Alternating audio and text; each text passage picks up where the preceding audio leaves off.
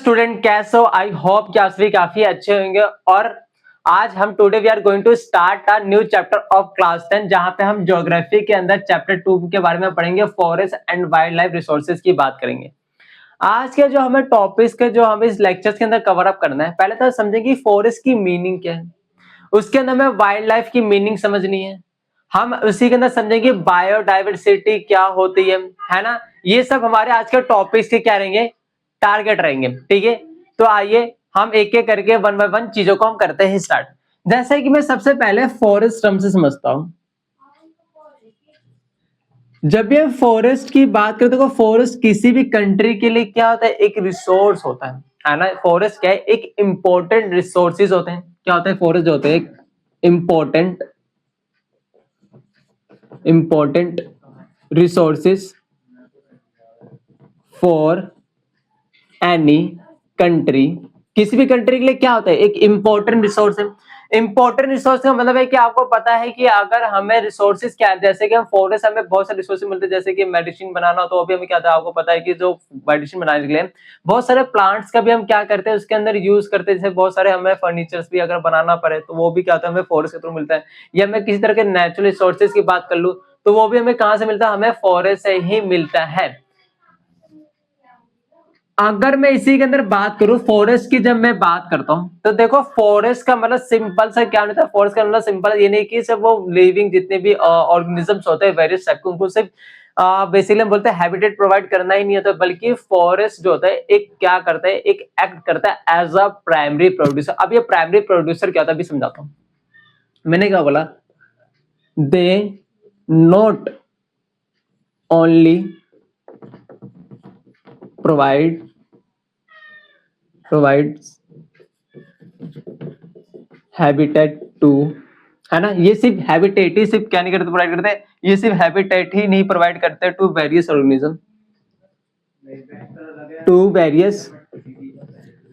Organism, की हम बात करते हैं। एंड ऑल्सो प्रोवाइड, है ना। ये क्या करता है, ये ऑल्सो, है ना। ऑल्सो द क्या होता है, ये also the primary producer, also the primary producer for other living, है ना। अदर लिविंग के लिए क्या आता है, प्राइमरी प्रोड्यूसर होता है। एंड जितने भी हमें ह्यूमन बीइंग्स, या मैं बोल सकता हूं कि different living organism depends upon human beings, depends on. ठीक है, अब इसके अंदर मैंने क्या बोला कि मैंने बोला जो फॉरेस्ट है सिंपली एक हैबिटेट ही से प्रोवाइड नहीं करता है जितने भी लिविंग ऑर्गेनिजम्स होते हैं, बल्कि ये क्या होता है, जो फॉरेस्ट होते हैं किसी भी कंट्रीज के पूरे वर्ल्ड के ऊपर, फॉरेस्ट क्या होता है, एक प्राइमरी प्रोड्यूसर भी होता है। अब ये प्राइमरी प्रोड्यूसर क्या है, इसके बारे में हम समझते हैं। आपने याद होगा कि आपने साइंस के अंदर एक टर्म पढ़ा होगा, ऑटोट्रॉफिक होता है, एक हेटेरोट्रॉफिक होता है। आई होप कि आपको टर्म्स पता होंगे, है ना। मैंने क्या बोला, एक ऑटोट्रॉफिक्स होते हैं। अब ये ऑटोट्रॉफिक और हेटेरोट्रॉफिक में डिफरेंस देखो। ऑटोट्रॉफिक का मतलब होता है कि आपको पता होगा जो प्लांट्स होते हैं वो अपना खाना स्वयं बनाते हैं। स्वयं का मतलब क्या होता है कि वो बहुत सारे मतलब डिफरेंट कंपोनेंट्स के यूज करके वो अपने के लिए खाना बनाते हैं। जैसे मैंने पढ़ा था सनलाइट के यूज करते हैं, है ना। सनलाइट के यूज करके चाहे मैं बोलता हमारे एटमॉस्फेयर में से कार्बन डाइऑक्साइड का यूज करते हैं और वाटर का, इन तीन तरह के कंपोनेंट का यूज करके क्या करते हो, अपना खाना स्वयं बनाते हैं, जिसको हम क्या कहते हैं, ऑटोट्रॉफिक कहते हैं। और हेटेरोट्रॉफिक वाले जितने भी, जैसे इसके अंदर हमारे एग्जांपल क्या आ गया, प्लांट ही तो हुए, प्लांट हो गए, चाहे ट्रीज की बात कर लेते हैं, लेकिन वहीं पर दूसरा टर्म होता है हेटेरोट्रॉफिक होता है। हेटेरोट्रॉफिक का सिंपल सा मतलब होता है कि जितने भी लिविंग ऑर्गेनिजम्स होते हैं वो डिपेंड होते हैं दूसरे ऑर्गेनिजम्स के ऊपर। तो ठीक है, तो इसी तरीके से हम प्राइमरी मतलब ऑटोट्रॉफिक को हम प्राइमरी प्रोड्यूसर भी कहते हैं। क्या कहते हैं, ये प्राइमरी प्रोड्यूसर होते हैं। अब ये प्राइमरी प्रोड्यूसर का मतलब होता है कि जितने भी अदर जो लिविंग जो ऑर्गेनिजम्स होते हैं इनके ऊपर क्या है, डिपेंडेबल है। किसके लिए? न्यूट्रिशन के लिए, क्योंकि ये स्वयं खाने से हम इसलिए क्या बोलते हैं? प्राइमरी प्रोड्यूसर कहते हैं। ठीक है, ये वाला टर्म आई होप कि आपको समझ आया होगा। अब हम दूसरे टर्म की हम बात करेंगे और वाइल्ड लाइफ की हम बात करते हैं। ये वाइल्ड लाइफ के बारे में समझते हैं।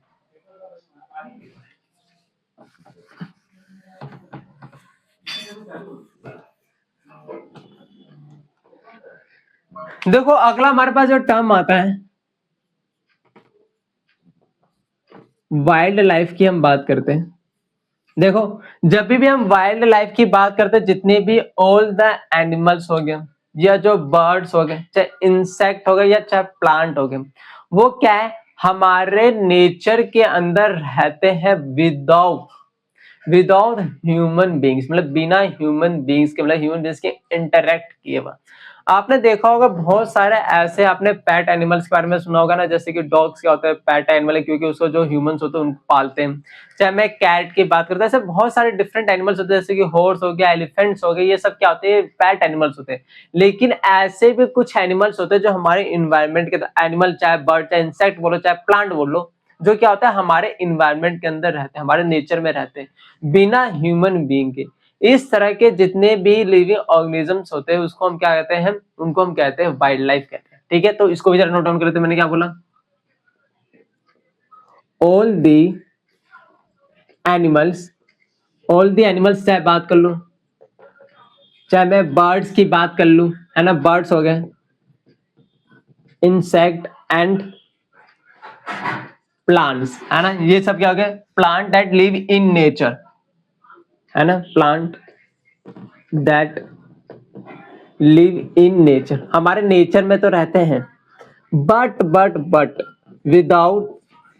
विदाउट ह्यूमन हेल्प, बिना ह्यूमंस के मदद के बिना रहते हैं। इनको हम क्या कहते हैं? वाइल्ड लाइफ कहते हैं। ठीक है, आई होप कि आपको ये दो टर्म जरूर क्लियर होंगे कि वाइल्ड लाइफ क्या है। ठीक है, देखो जो पेट एनिमल है क्या वाइल्ड लाइफ का पार्ट है? ऑफ कोर्स नहीं, क्योंकि वो क्या कर रहे हैं? वो हमारे नेचर के अंदर तो रह रहे हैं, लेकिन वो ह्यूमन की हेल्प की वजह से। लेकिन कुछ ऐसे भी आपने जंगलों में देखा होगा, है ना, जंगल में देखते हैं ना कि जो शेर होते हैं, लायन होते हैं, टाइगर्स होते हैं, एलिफेंट होते हैं, या चाहे मैं बात कर लूं यहाँ पे फॉक्स होते हैं, वो हमारे नेचर के अंदर प्रेजेंट है, नेचर के अंदर रह भी रहे, है ना, और अपना सर्वाइवल खुद कर रहे हैं। वो किसी ह्यूमन की, मतलब कि उस पर किसी ह्यूमंस का हेल्प नहीं है ना, तो सिंपल है, तो वो क्या है? वाइल्ड लाइफ के पार्ट होते हैं। ठीक है, अब इसी तरह से हम नेक्स्ट टर्म को भी हम समझते हैं।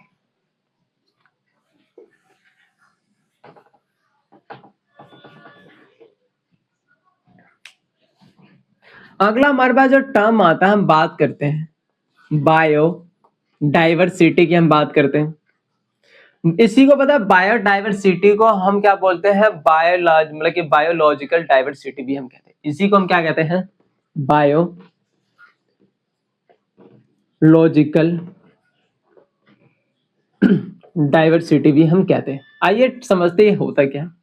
देखो जब भी मैं बायोडाइवर्सिटी की जब मैं बात करता हूं, तो बायोडाइवर्सिटी का मतलब होता है कि different type of living organisms, है ना, live together in particular area. देखो different type of living organism का मतलब क्या है?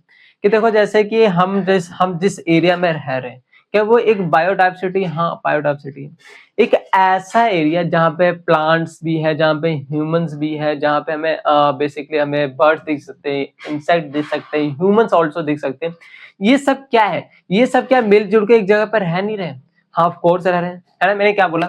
एक पार्टिकुलर एरिया है, इस एरिया में इंसान भी है ना, इंसान भाई साहब भी है, पेड़ पौधे भी है ना, बर्ड्स भी है, यहाँ पर हम बात कर लेते हैं, यहाँ पे जानवर भी है। ठीक है, तो ये क्या है? ये सभी एक दूसरे के साथ क्या है? ये सभी एक दूसरे के साथ मिलजुल कर रह रहे हैं। इसी को हम क्या कहते हैं? बायोडाइवर्सिटी कहते हैं। क्या कहते हैं इसी को? हम बायोडाइवर्सिटी हम टर्म यूज करते हैं। और एक बात याद रखना कि बायोडाइवर्सिटी के अंदर क्या जितने भी लिविंग ऑर्गेनिजम्स है का सब एक दूसरे पर डिपेंडेंट है। हाँ, सब एक दूसरे के ऊपर क्या आता है? डिपेंडेंट, कि अगर इनको अपने सर्वाइवल लाइफ के लिए एक दूसरे के ऊपर डिपेंड रहना ही पड़ेगा, है ना। ऑफ कोर्स ये बातें क्या होती है यहाँ पे समझ आती है। तो मैंने बोला इसके अंदर डिफरेंट टाइप्स ऑफ, है ना, different type of living organism, different type of living or living organism that live together, that live together in a particular area की हम बात करते हैं। ठीक है, तो ये क्या होता है, हमारे बायोडाइवर्सिटी होते हैं। ठीक है, अब नेक्स्ट टॉपिक के बारे में हम समझते हैं।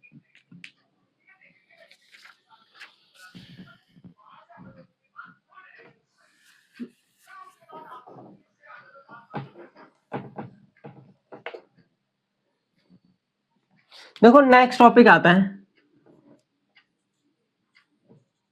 फ्लोरा एंड फोना, है ना, flora and fauna in India की हम बात करते हैं। देखो सिंपल सा फ्लोरा का पहले मतलब क्या होता है, देखो फ्लोरा का मतलब होता है प्लांट। क्या होता है इसका मतलब, प्लांट होता है। और फोना जो हम टर्म यूज करते हैं किन के लिए करते हैं, एनिमल्स के लिए कहते हैं।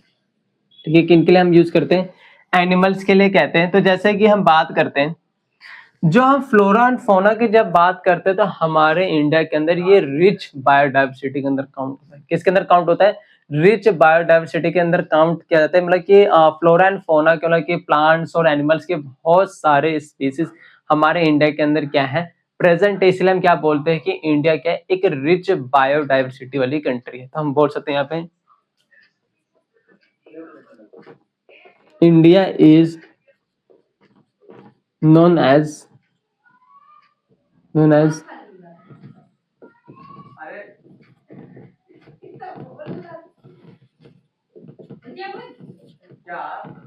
रिच बायोडाइवर्सिटी की हम बात करते हैं। ठीक है, देखो इसकी अब भी बात करते हैं तो दिस इंक्लूड्स फ्लोरा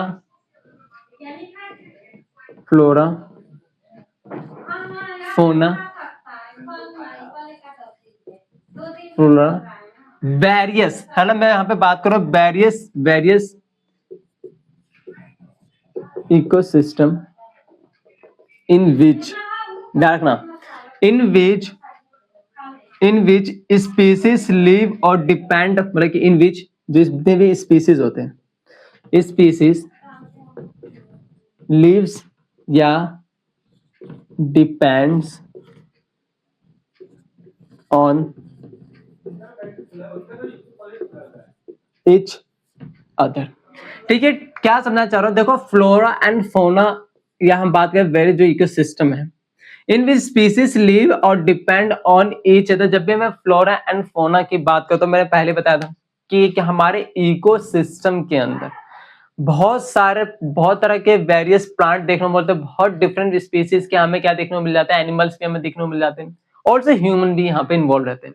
सब क्या मिलजुल कर रहता है, ऑफ कोर्स मिलजुल। और यहाँ पे सब क्या होता है, एक दूसरे के ऊपर डिपेंडेंट है, एक दूसरे पे क्या होता है, डिपेंडेंट होता है। अगर मैं फ्लोरा एंड फोना टर्म से समझाऊं तो मैंने बताया था कि जो भैया एक होता है ऑटोट्रॉफिक होता है, एक हेटेरोट्रॉफिक होते हैं।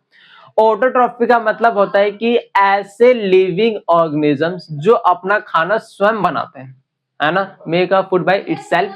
और जो हमारे जो हेटेरोट्रॉफिक वाले जितने भी लिविंग ऑर्गेनिजम्स होते हैं वो क्या होता है, इन हेटेरोट्रॉफिक के ऊपर डिपेंडेंट रहते हैं। किसके लिए, किस पर्पस के लिए, न्यूट्रिशन के लिए, है ना। प्लांट्स खाना स्वयं बना रहे हैं तो प्लांट्स के ऊपर हम भी तो डिपेंडेंट हैं। हमें जो सब्जियां मिलती है कहाँ, प्लांट से तो मिलती है। चाहे मैं क्रॉप ग्रोन करता हूँ, चाहे मैं फूड ग्रेन्स की मैं बात करूँ, वो सब में कहाँ से, प्लांट से मिलता है। मतलब कि ये क्या है, हमारे ऑटोट्रॉफिक होते हैं। तो हम क्या एक दूसरे के ऊपर यहाँ पर डिपेंडेंट है। अब देखो फिर जो फ्लोरा है वो कैसे फोना डिपेंडेंट है। अरे फोना मतलब जैसे कि एनिमल जब क्या होता है, जब उनकी डेथ हो जाए, डेथ के बाद क्या होता है कि उनका बॉडी क्या होता है, डिकम्पोज होने के बाद किस में कन्वर्ट होते हैं, क्या वो फर्टिलाइजर्स नहीं बनते। तो फर्टिलाइजर से क्या मिलता है, वो सॉइल में जाके क्या करते हैं, सॉइल में न्यूट्रिशन प्रोवाइड करता है। सॉइल से न्यूट्रिशन कौन ऑब्जॉर्व करता है, वो करते हैं हमारे फ्लोरा करते हैं। क्या ये बातें यहाँ पे सारी बातें क्लियर हुई, कि यहाँ पे ये सारी बातें क्लियर हुई। अब आगे इसी के अंदर कुछ और बातों को हम क्या करते हैं इसके अंदर समझते हैं। ठीक है, the demand for Heights, the demand for Heights की बात कर लू, एंड हॉर्न्स ऑफ एनिमल्स, ठीक है।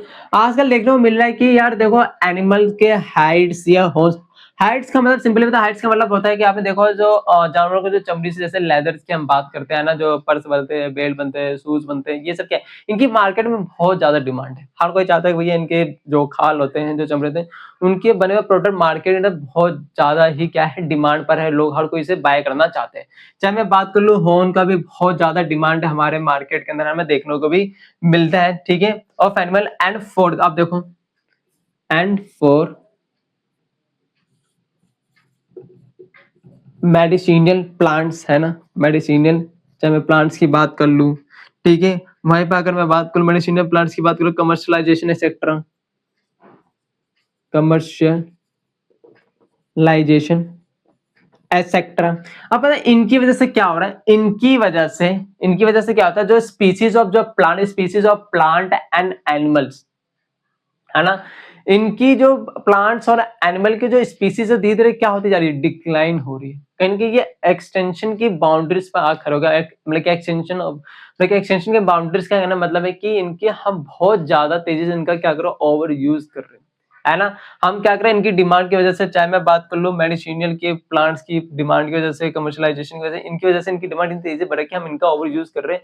अगर इनका हमने ऐसे क्वांटिटीज, क्योंकि ये एक ऐसे पोजीशन, एक ऐसे पोजीशन पे आके खड़े हो चुके हैं कि अगर हम इनका और ज्यादा, अगर हमने इनको कंजर्व नहीं किया, हमने इनका कॉन्टिन्यूअस ओवर यूज करते रहे, ऐसी तरीके मतलब इसी तरीके से हमने एनिमल्स को पोचिंग करते रहे, मारते रहे, है ना, तो आने वाले टाइम में क्या होगा, पूरी तरह से एक्सटिंक्ट हो जाएंगे, मतलब खत्म हो जाएंगे, है ना। क्या बातें हैं समझ होती है। तो यहीं पे बोल रहा हूँ कमर्शियल एक्सेट्रा, जिससे क्या होता है कि species of plant animal are,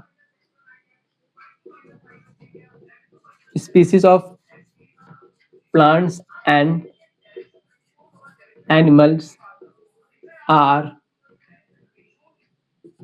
animals are on the boundaries of extinction।